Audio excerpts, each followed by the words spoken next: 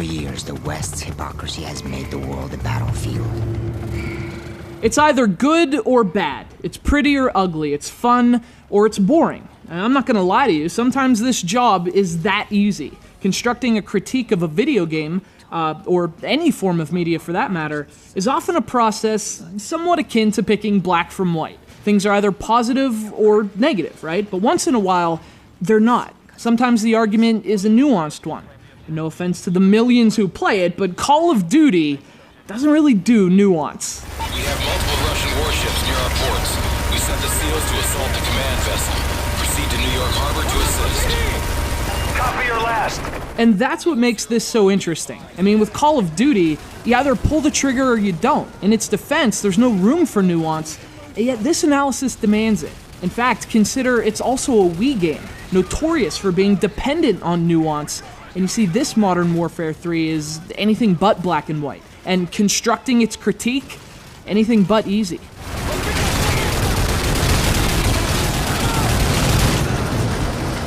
Modern Warfare 3 made a ridiculous amount of money when it launched back in November of 2011.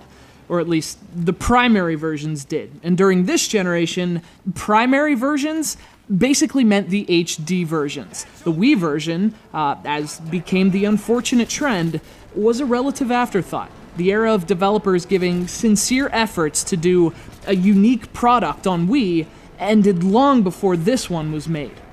What that means is Modern Warfare 3 on Wii essentially tries to be a watered-down version of the HD game. It has the same campaign and a lot of the same modes, and in a sense, that's an admirable approach to bringing an HD blockbuster to the Wii, but it's also a terribly unrealistic approach, let alone one of inherently limited potential. I mean, you could do this perfectly, and it still wouldn't be perfect on Wii.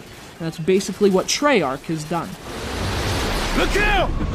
Shoot the mines!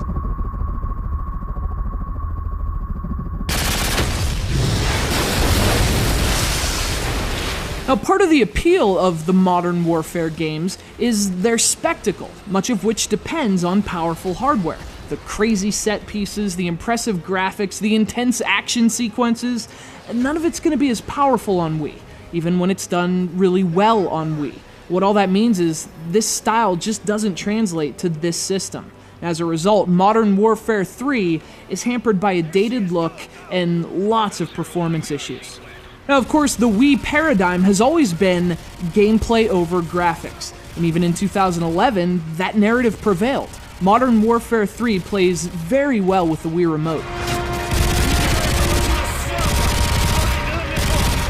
Playing shooters with the Wii Remote has always been a strength of the system.